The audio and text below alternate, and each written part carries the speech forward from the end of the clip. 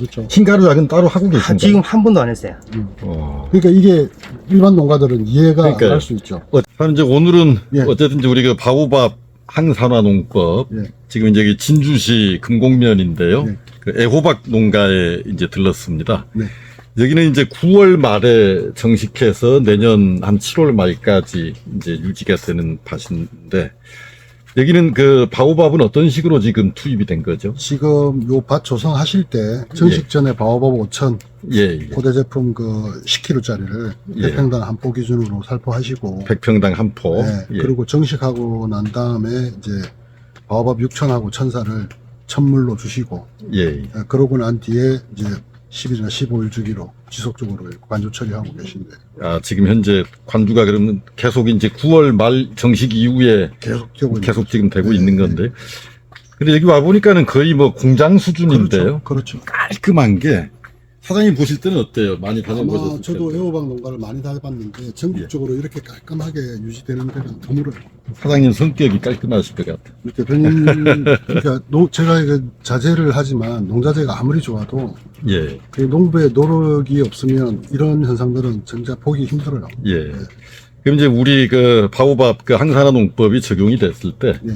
어떤 측면을 우리가 이제 주의 깊게 봐야 될까요? 효과나 이제 이런 실제 걸 이제 보시면 이게 이제 초기 활착이나 이런 부분들이 굉장히 빠르고요. 예, 그 다음에 이제 기후 변화로 오는 이제 이 환경 변화가 작물에 스트레스를 주게 되는데 예. 거기에 따라서 뭐 흰가루병이라든가 또 물원병이라든가 여러 가지 이런 장애들이 오거든요. 예, 근데 이제 어떻게 보면 이 항산화 재배법을 함으로 해서 작물의 보호 기능이나 자기 저항성이 높아지기 때문에 그런 환경 변화에 많이 시달리지 않고 예. 일정한 생육을 보이는 거죠.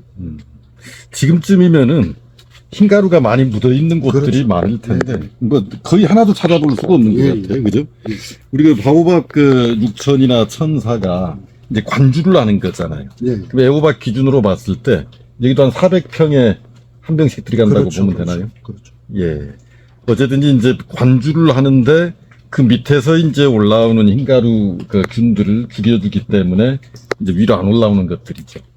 그런 부분들이 분명히 있습니다. 있고 대신에 또 우리 또 여기 농장주께서는 이제 방제라든가 이런 것들을 사전에 예. 미연에 이제 하시기 때문에 또 복합적인 효과가 있는데 제가 말씀드리고 싶은 건 이 작물에는 이 솜털 부분이 있고 예. 이 솜털 부분에는 화학 성분을 만들어내는 기능이 있어요. 예. 제가 말씀드렸던 비토알렉신이라는 거. 예. 그래서 이제 이 항진균 물질이나 이런 것들을 만들어내거든요. 음. 근데 그 항진균 물질을 만드는 재료가 황아미노산 메치오니시스테인이 들어가야 돼요.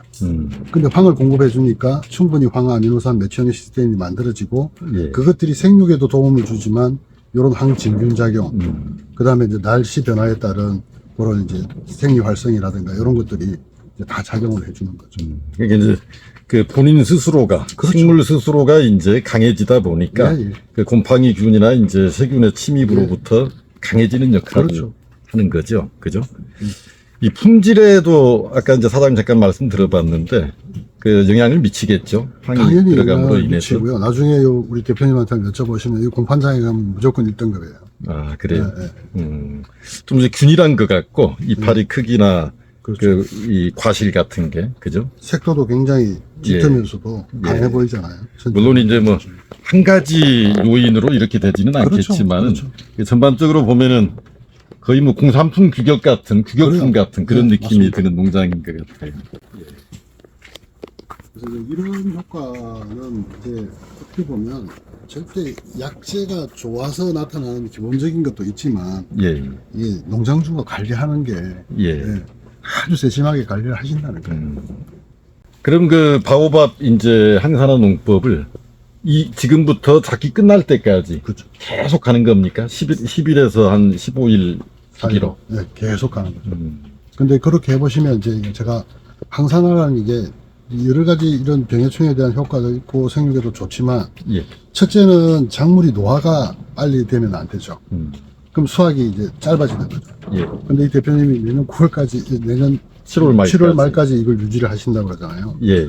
이거는 이제 자기 보호 성능이나 자기 이 회복력이 굉장히 강한 거예요.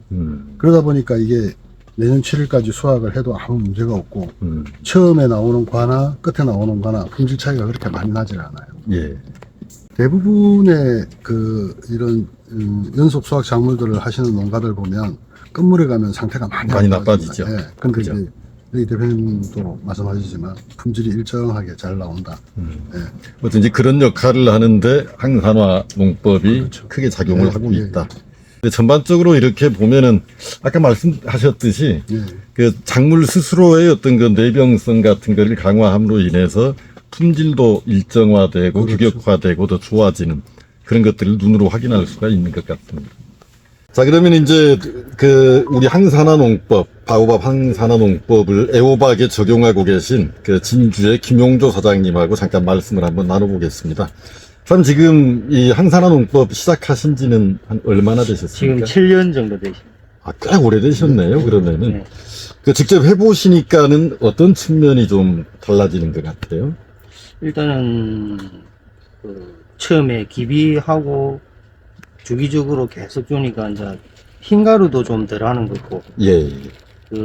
바오밥 6000 같은 경우에는 비대 역할도 조금 하는 아, 것 비대 역할도. 예. 그럼 지금 바오밥 6천, 아니, 기비로 이제 바오밥 5천 5,000, 예. 예, 쓰셨을 거고. 그럼 이제 6천하고 1,000하는 사용 주기는 지금. 어느 10일 간격입니다. 아, 열일 간격으로. 예.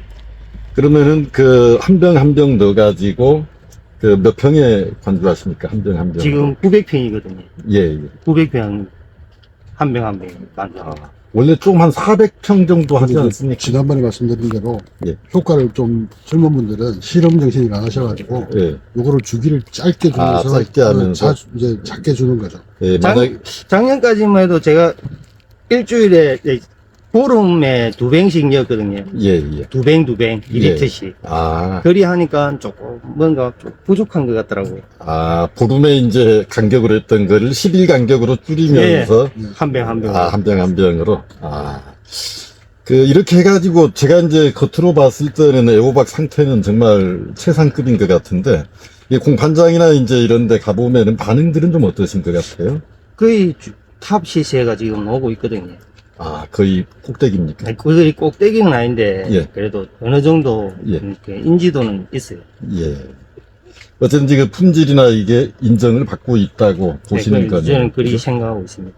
이 항산화 농법으로 인해서 뭐 그런 어떤 고품질 생산에도 영향을 미치고 있다 이렇게 예, 보시는 예. 건가요? 예.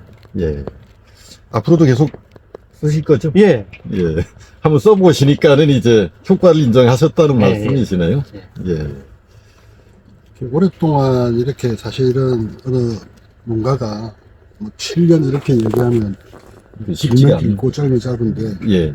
쉽지 않거든요. 예. 근데 이제 그걸 믿어주시고 꾸준하게 해주시고 아까도 말씀드렸지만 이게 뭐 농자재가 좋아서 뭐 이런 효과도 분명히 있겠지만 저는 이제 고마운 게 농사를 워낙 열심히 하시니까 그러니까요. 예. 그 노력이 가해져서 이제 이런 효과를 내는 것이지 예. 뭐 제 약재가 좋아서 그렇다라는 생각은 뭐 그렇게 많이 잘 우리 그 황제품을 사장님 뭐 이렇게 박과류 제품에 사용하는데 혹시 주의사항 같은 게 있을까요? 관주 처리하는 것은 별다른 주의사항은 없고요. 예. 이제 다만 연면살포하는 경우에 아침에 일찍 치시는 분이 계세요. 예. 근데 이제 이 하우스 같은 경우에는 보통 지금부터 한 2, 3월까지 보면 오전에 9시, 10시에 갑자기 온도가 확 올라가는 경우가 올라가죠. 있거든요. 예. 거의 약해 가능성이 있죠. 연면살포하는 경우에는. 그래서 가급적이면 음. 오후에 하시고, 예. 뭐 단용으로 하시고. 흰가루가 목적이기 때문에 거의 대부분. 근데 흰가루는 그렇게만 하셔도 충분하고, 예. 우리 대표님이 한번 좀 경험을 설명해 주시면 좋겠는데, 이게 관주 처리해도 아무래도 흰가루나 이런 것들이 오는 게 좀 예, 덜죠. 더딥니다. 네, 그렇죠. 흰가루 약은 따로 하고 계신가요? 지금 한 번도 안 했어요. 어. 그러니까 이게 일반 농가들은 이해가 그러니까요. 안 할 수 있죠. 어쨌든 흰가루가 만약에 와버리면은 그렇죠. 약액이 어쨌든지 연면살포 해가지고 맞아야 되거든요, 사실은. 그죠? 근데 한 번도 흰가루 약을 안 했다는 거는 그 관주만 해가지고도 그 곰팡이 예, 균이 예. 올라오는 것을 방지하거나 그렇죠. 없앴다는 그리고 이제 얘기거든요. 아까 말씀드린 대로 잎에서 그런 항균작용, 진균작용이 이제 일어나고 있다라는 거죠. 예. 대신에 이제 세력이 약한 상태에서 기상이 계속 안 좋아지면 부분적으로 올 수는 있어요. 예. 근데 이제 그 번지는 속도가 예. 일반적인 속도보다는 좀 확실히 더디죠. 더디죠. 더디죠. 아. 네. 참 여기까지 왔으니까 이게 이제 9월 말에 정식해가지고 내년 7월 말까지 끌고 예, 예, 가실 거잖아요. 꽤 긴 거 아닙니까? 그러면. 예, 길어요. 애호박 농가치고는 깁니다. 그죠? 예. 그렇게 정상적인 수확을 그때까지 끌고 가는데 혹시 뭐 노하우나 뭐 이렇게 공개할 만한 게 없을까요? 그런 거는 없는데 그냥 줄 때 꼭 주시고 예, 예. 병 오면은 약 제때 치고 뭐 그거 뭐 이게 작기 후반으로 가면은 끝물로 가면은 좀 품질 상태가 거의 이제 낮아지는 게 일반적인데 예. 어떻습니까 여기 보면? 근데 저희가 해본 결과 거의 비슷하더라고요. 아 거의 균일하게 갑니까? 예. 예. 그게 이제 나무가 노화가 더디게 진행된다는 거죠. 그것도 어쩐지 항산화 농법에 의한 영향력이 있을 수 있다고 볼 수 있겠네요. 알겠습니다. 오늘 우리 김상덕 사장님하고 이제 항산화 농법을 몇 군데 지금 다녀봤는데 오늘 그 애호박에 이제 적용한 우리 그 진주 와서 그 애호박도 한번 설명을 드렸습니다. 사장님 오늘 바쁘신데 알겠습니다. 고맙습니다. 예, 감사합니다. 감사합니다. 고맙습니다. 예.